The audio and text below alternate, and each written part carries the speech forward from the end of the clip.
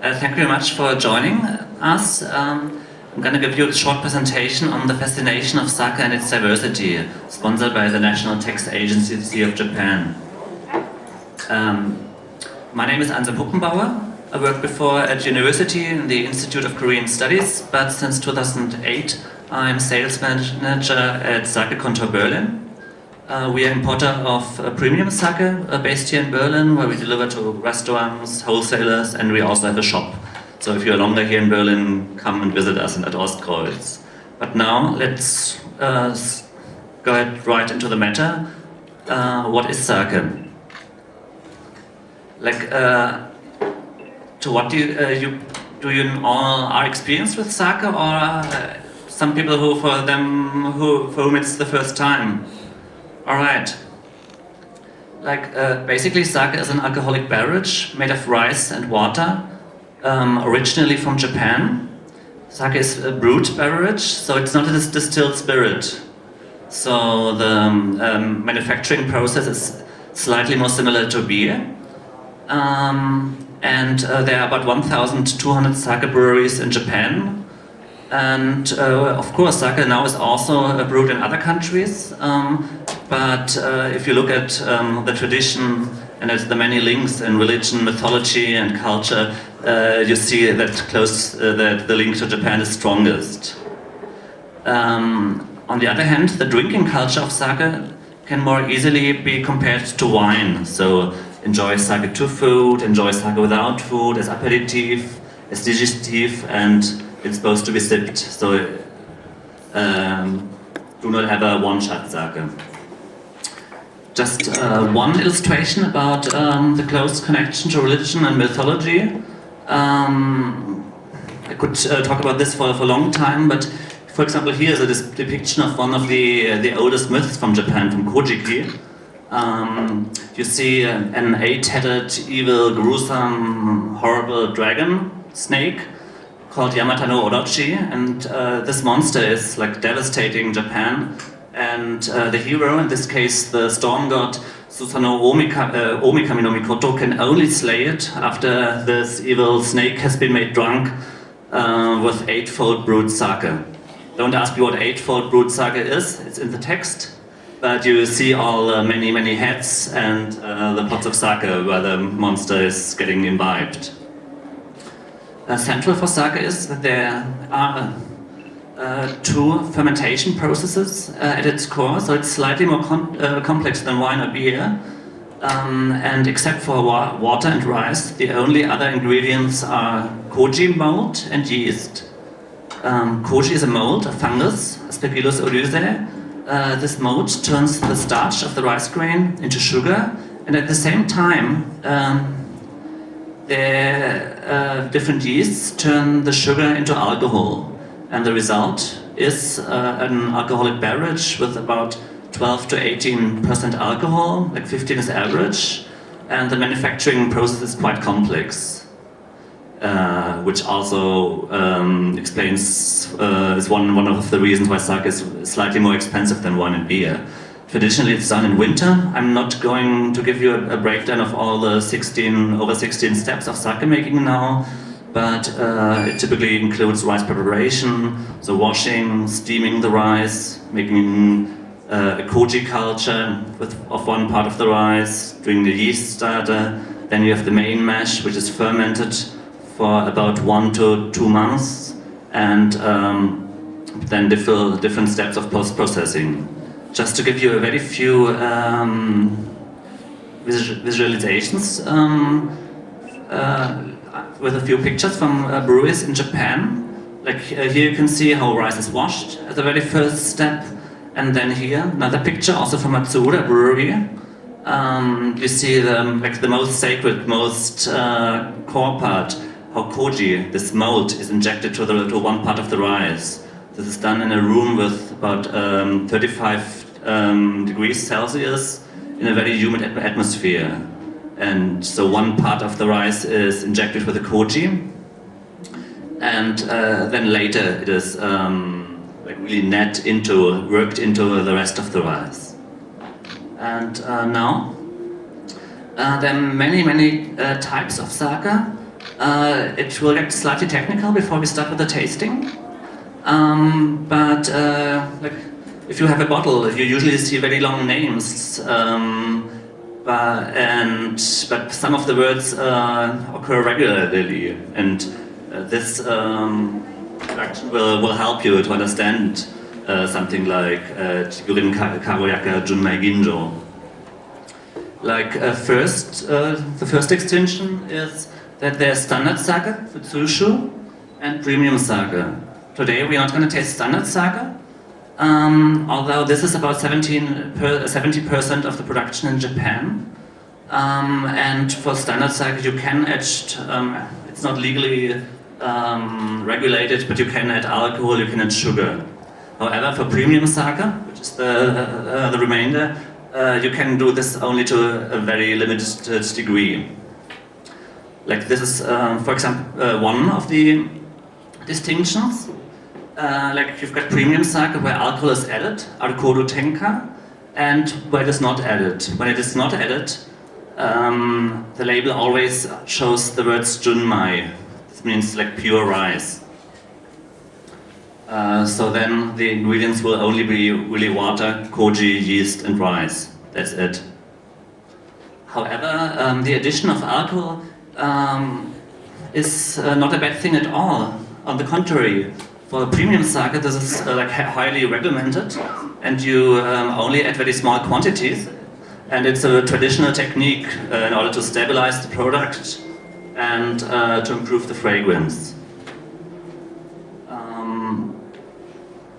Then let's go through the next extension. You see, we'll quickly see words like Daiginjo, Ginjo, Honjoso. In a few minutes you will also taste the differences, but this is all about the polishing rate, Seimai Buai. And because if you have any bottle of sake, usually there's some high number, like 50, 65, 38. This is not alcohol volume, but it's about polishing rate is the remaining share of the rice grain. So it means the rest is polished away. And the upper premium level, sake they are called Daiginjo or Junmai Daiginjo, and for them it's they are legally required to have less than 50% of the rice grain remaining. So the polishing rate must be under 50%. Then the medium premium level, Ginjo and Junmai Ginjo, means that between 50 and 60% of the rice grain are remaining. And then lower premium level, for Junmai this is not specified, for Honjoso it has to be 70%. Sounds a bit technical, but in the next slide I will explain you why to do this. And if I say upper, medium, lower premium level, it doesn't have anything to do with the quality. Like usually in sake prices it's the manufacturing costs which are reflected, and it's rather finding the right sake for the right situation, for the right food. So, why would you polish rice actually? The reason is that the sake rice is slightly different than the rice we usually use for eating. Well, of course you can eat sake rice, but it's a bit expensive because the core of sake rice, sakamai, it consists of nearly pure starch. However, the rice taste is provided by proteins, fats, minerals, and those are rather in the outer layers of the rice grain. Like here you see a visualization, and this means by polishing the rice, you basically remove the rice taste. Like here you can see, you know how rice grains look like, and if you polish it down, it actually looks like homeopathic globally in the end. So, what to expect for the taste then? This means that sake varieties like Junmai, Honjoso and standard sake, where much of the rice grain remains, they tend to have more full-bodied taste, more umami, and also they can be drunken cool, warm, or at room temperature. As a general rule, of course there are exceptions, but like this is a general rule. If ricey, then any temperature. On the other hand, if the rice is polished to a higher degree, like ginjo and daiginjo sakes. They don't have that much rice taste anymore. You will soon taste it. And on the other hand, the yeast and the koji, they give rise to fruity, flowery flavors, and also much more fragrance, much more aroma. And also those, in general, they should be drunk cool.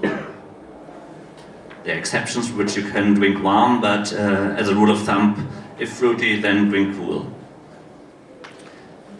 So these are a bit the main basic categories of sake. Of course, there are also many other types of sake which I cannot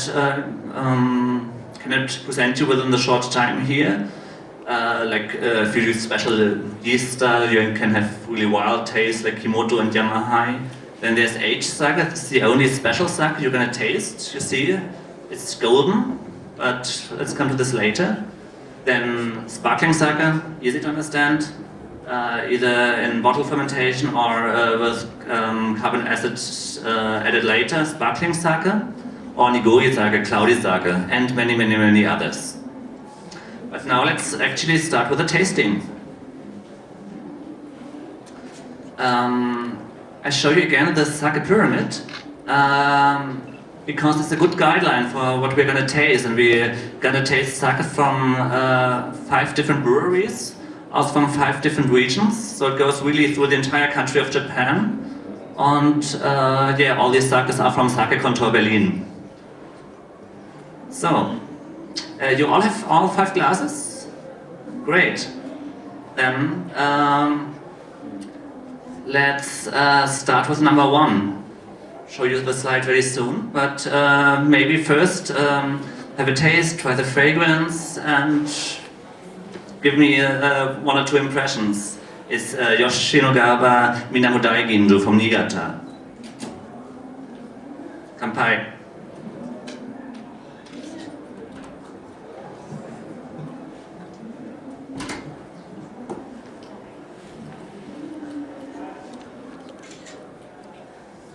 Any impressions? So it's quite bright here, so it's not that easy to see you.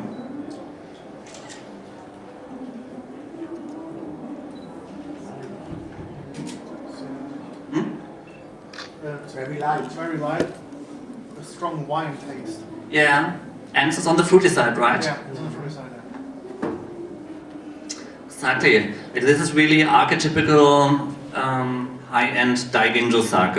It's not Junmai Daiginjo, so alcohol has been added. Its name is Yoshinogава Minamu Daiginjo. Like Daiginjo, it's clear, it's the sake type. Yoshinogava is the name of the brewery. It's a very traditional brewery which makes sake since 700 something. And Minamu is in this case the brand name.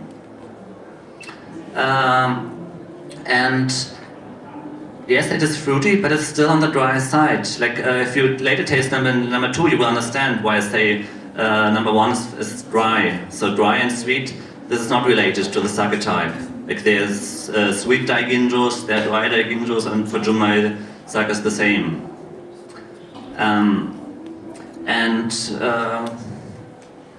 Yes, it is from Niigata, which is also the region with the highest number of sake breweries, and also the highest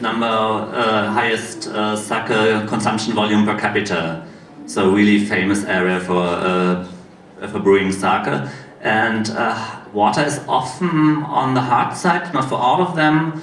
And Niigata is a bit famous for dry and crisp taste, which is called tanri karakuchi, like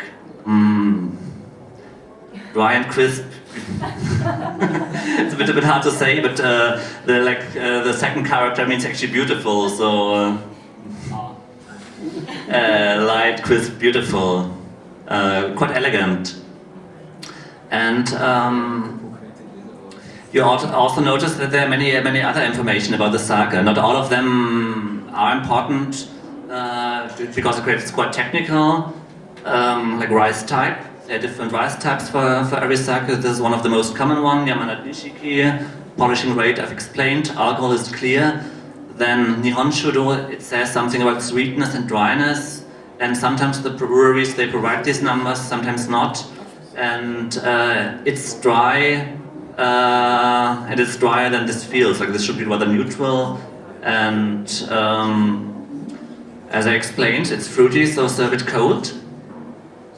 And for like light-bodied, fruity, filigrane sakes like this, also the dishes you should pair it are rather light, like fish, sashimi, of course, small appetizers. Sushi actually is slightly difficult because of the vinegar and the rice.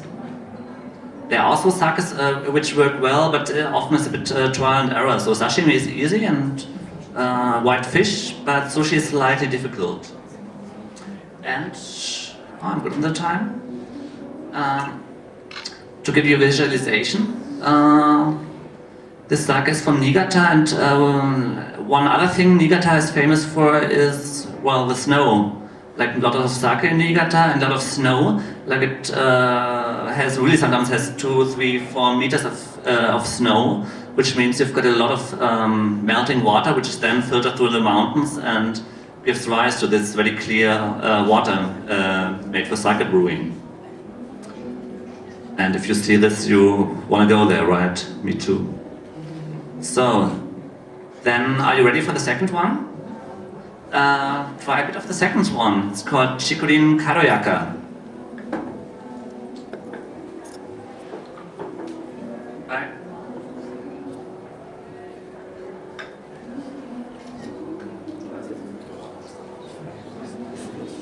What are your impressions? Sweeter? Sweeter? Mm. More fruity, but still dry. Some they don't look extremely sweet, but they're definitely sweeter. Any other impression? Pineapple. Yeah, pineapple. Just more yellow, I guess. Yeah, I thought about peach, but pineapple also works. Okay, let's go on. This is Chikurin Karoyaka, lightness, they called it. Karoyaka means like lightness. From Okayama, so southern tip of Honshu, the main island.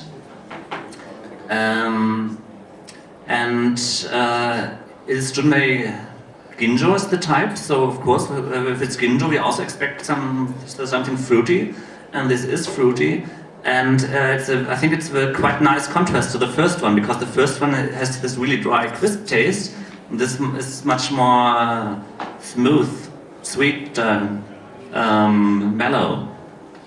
Like I wrote down peach, pineapple is also a very good idea, and it is accident that these values, acidity, Nihon Shudo, are the same. I was curious too, but they are the same, and these two are the only breweries who give them from the sake we selected.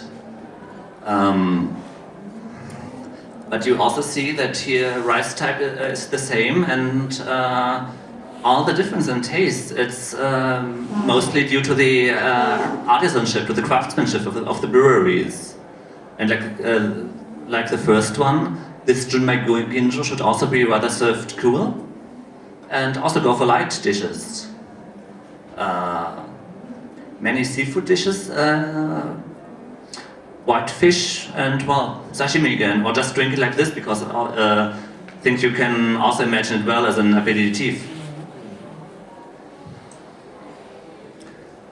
The brewery is called Marumoto. That's the name of the family, and many Japanese breweries, they are in the hand of one family. So if I get email from Marumoto-san, it says Marumoto, then first name, and then something like 6th or 7th generation. But the brand is called Chikurin in Okayama, and here the picture is rice paddies, because well, of course every brewery likes their rice, but Marumoto Brewery was one of the first pioneers, one of the first breweries who chose to cultivate their own rice. Because before, like, it's more traditional that sake breweries purchase rice from all over Japan, usually from those regions with the best rice. But now more and more breweries start cultivating their own or using only local rice, and they were one of the first ones when it was still difficult, also due to, well, bureaucratic reasons. Like Japan is as bureaucratic as Germany, a good and a bad thing. But Okayama, also nice hilly green area, the southern tip of Honshu. Okay, then are you ready for the third one? Now it should get quite different. It's called Taga Akinobuta.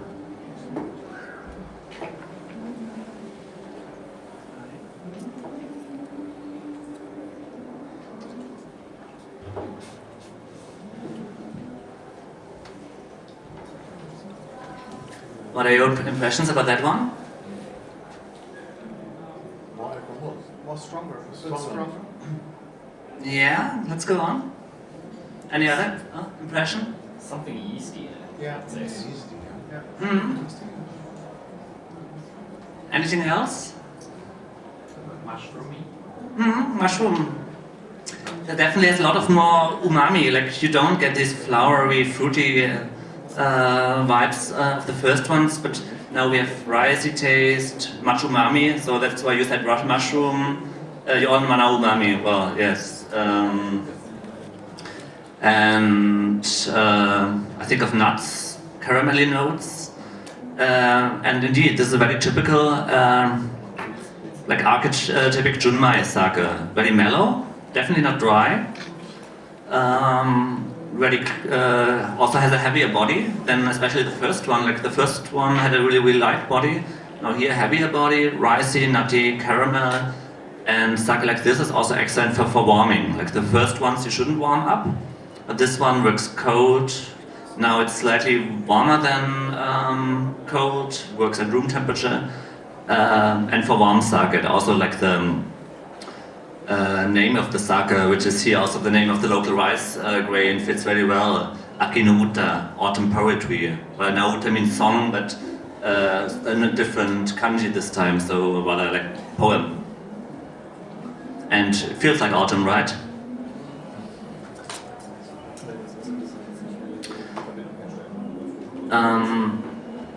Also with sake like this, you know that the fruit matches got quite different. Like a strong, rich, full-body sake like this works very well. Also with richer, more ample food. Like go for roasted food, go for roast duck, roast goose, whatever, yakitori, like these Japanese chicken skewers, comfort food, and also cheese. Like a bit different to wine. In wine, you often choose wines which form some kind of contrast to the food. In sake, it's more about complementing. Like this sake has a lot of umami, so yes, let's go for some food that is also rich in umami.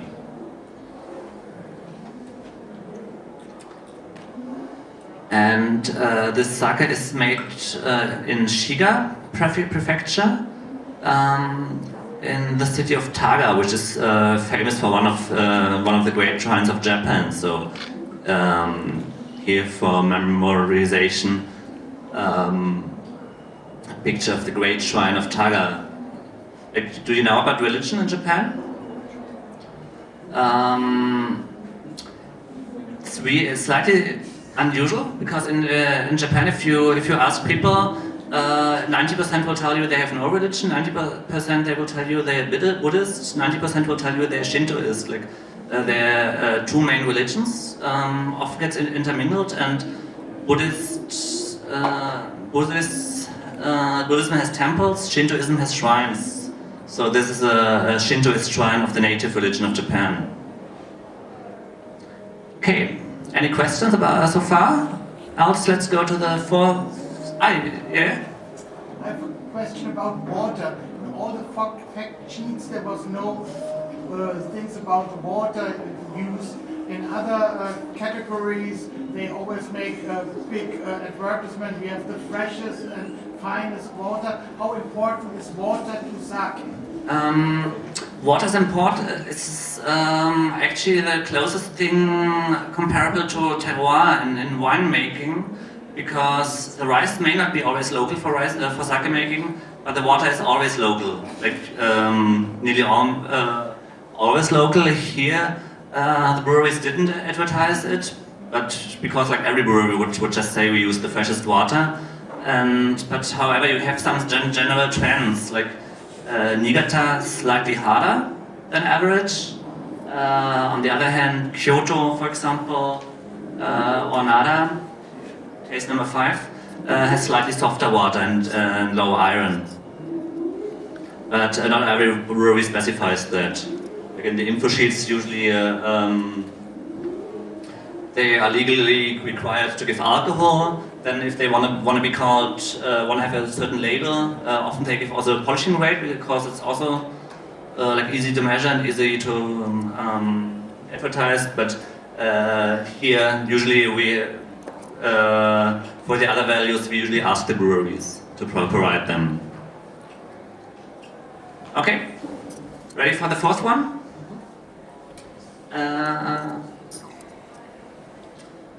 Tenka Sanroku Fujinoyama Honjozo.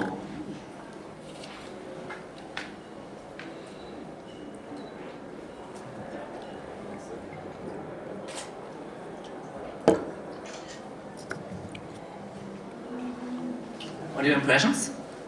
Or you take your time, sorry, too quick. Strong. Yeah? And taste-wise?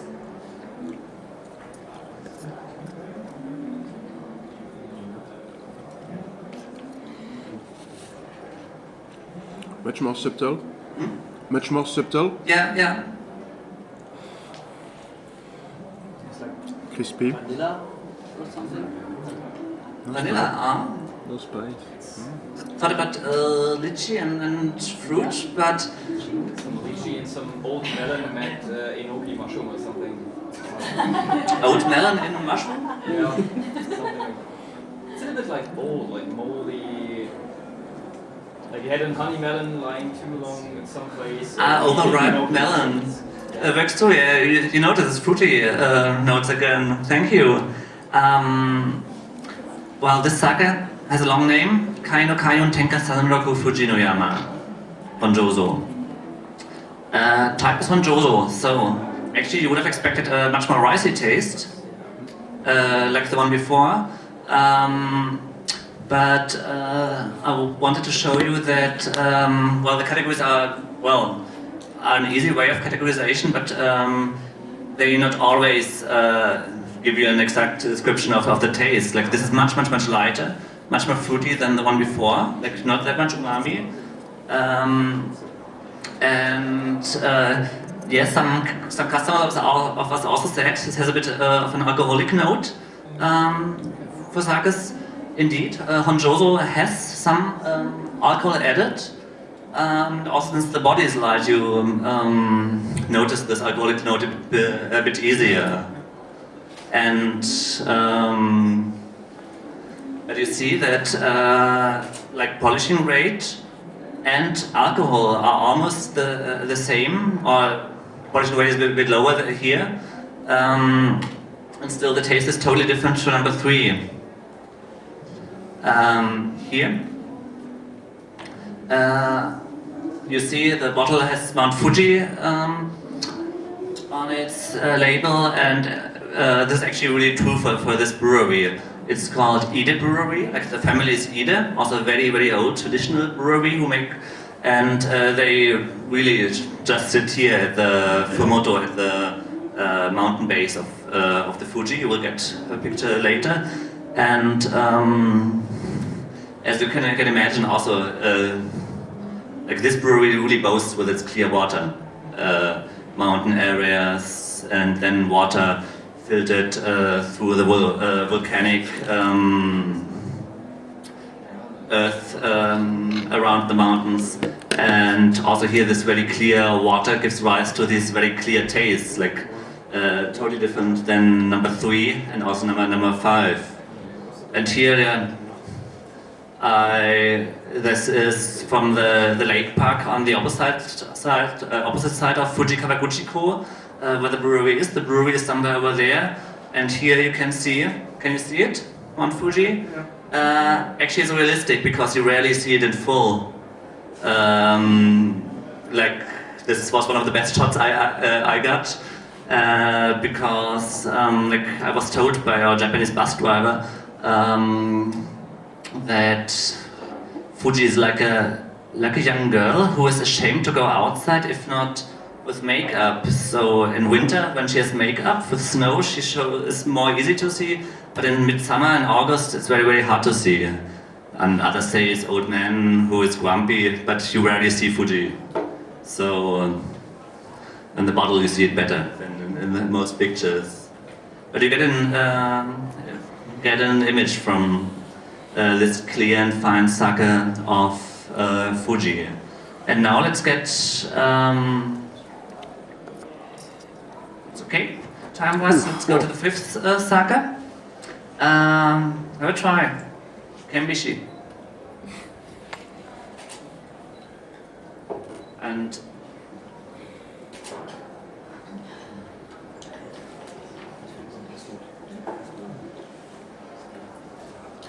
what are your impressions? Umami. Yeah. Yeah, ziemliche Umami-Bombe. Actually English. Quite a lot of umami, yes. Anything else? A little bit of sweetnesses still inside, like honey or Dark something. chocolate and the mushroom, definitely. Yeah. We had a bit of Oloroso sherry, like. I also think about sherry. Yeah. Yeah, this is koshu now, like aged sake. The sake is called Kenbishi Suisho, and is a blend of sakes which are aged 10 to 15 years. Also from one of the oldest sake brands in Japan, like super traditional brewery. And yes, after fermentation, sake usually is clear, and this is aged in stainless steel tanks. Wooden vessels is a different type of sake, but classic, normal is stainless steel. So all the color, all this extra flavor comes from the matter which is already in the sake. And you see that by aging, you get this softer texture, you get this golden color, you get much more viscosity, so it really feels like sherry, although the fragrance is quite different from the taste. And also, of course, here the food matches quite change. Like, you can go for umami-rich, meaty dishes like duck or goose, but also you can enjoy with chocolate or with ripe cheese, or the blue cheese. And Kenbishi is quite a special brewery. Like the oldest brand in Japan, where they use mostly wooden tools still, and you've got many wood prints from Edo time, where you already see the logo. Like this is one of the from Hiroshige, one of the famous pictures of the series of the main Japanese road, Tokaido Road, and even there you see the logo of Kenbishi. All right. Now I have to run a bit, but so far for the tasting, as the last thing, there's still two things left. First, we're going to invite you to the Japanese pavilion. This will take a bit of time, and then in the very end, you see a QR code, which is also lying there, where our sponsor, the National Tax Agency of Japan, asks you to do a little survey. You can also doing it now because. If many of you do the survey, the National Tax Agency will happily offer so much sake again next year. But now about the Japanese pavilion, you find 23 producers in Hall 20. And I'm gonna quickly go through the slides, it's 23, and say about one sentence to each. So 5 minutes more, and then you can approach me for questions, and also I'm going to be there too at the Japan Pavilion. We've got products from the Doi Brewer Corporation, and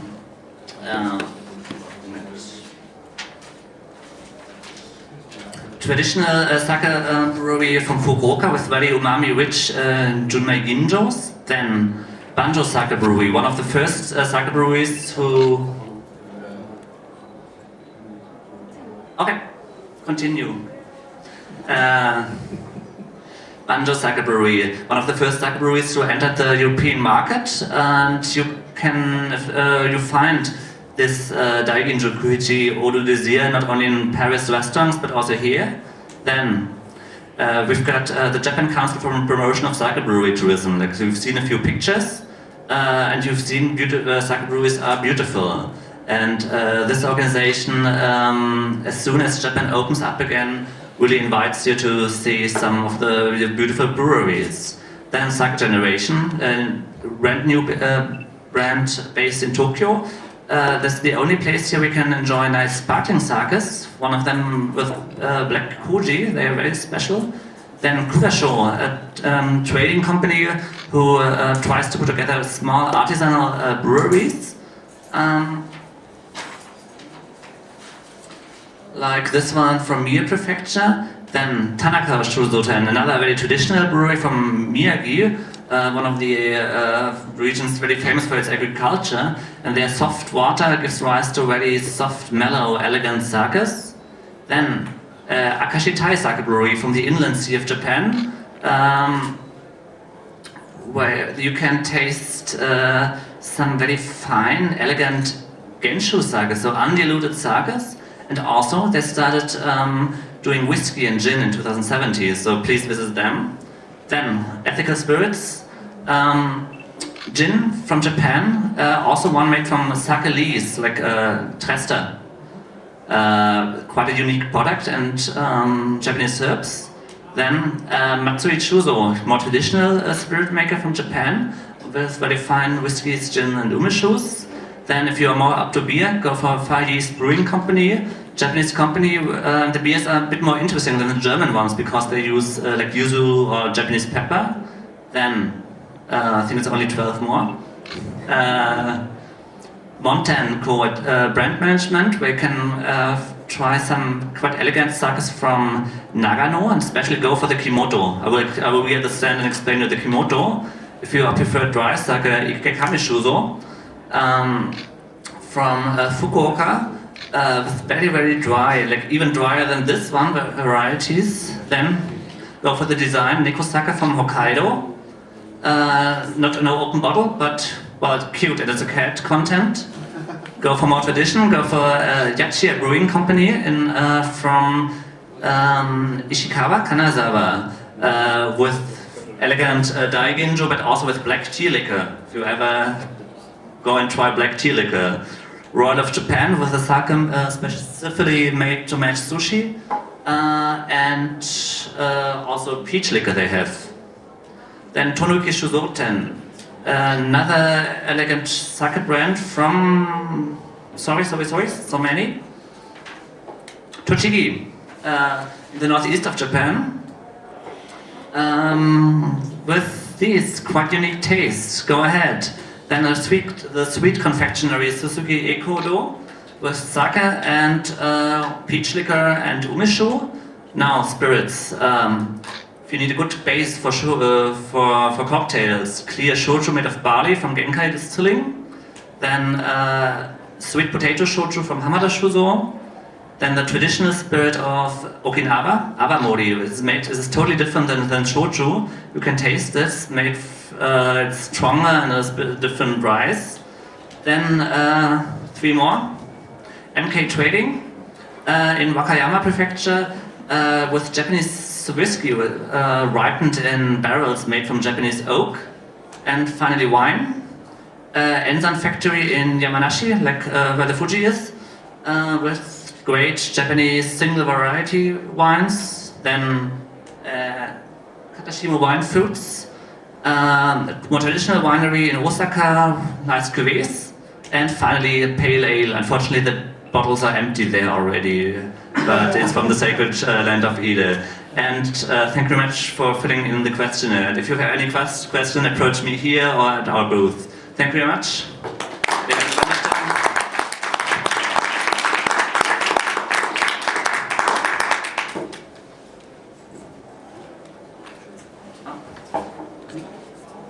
The question is, you scan the QR code there.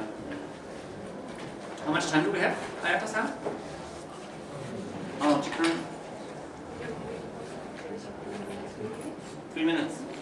So one question could be answered now, else at our booth.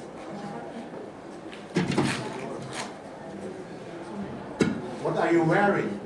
Huppi, one of the many traditional Japanese garments, and actually I don't like suits, but wanted something warm and cool, and unbranded was important. Any other question? Yeah? How is sake be drunk? Is it like a tea where you get a tea ceremony? You also have got a sake ceremony or something like this? Actually, really, I'd say like wine. Like sometimes really just you meet your friends and there's a bottle and you drink. Sometimes with more explanation, but there's no specific sake ceremony except like when you are, for example, offering sake to the gods in Shinto shrines. But have it like sake can easily replace your wine. Okay, there's not much time unfortunately, so thank you for the questioners, and for any questions, my colleagues and me, we will be in the Japan Pavilion, where I now explained to you all 23 brands. Sorry, this was a requirement of the National Tax Agency of Japan, who sponsored all this.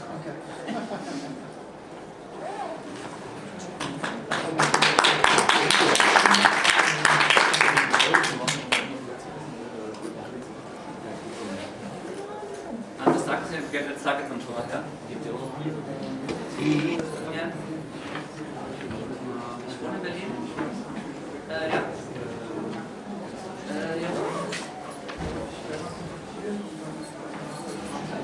Ja, der Bischof, meine Chefin, ich spreche mit meiner Chefin, ich spreche mit ihrer Lust.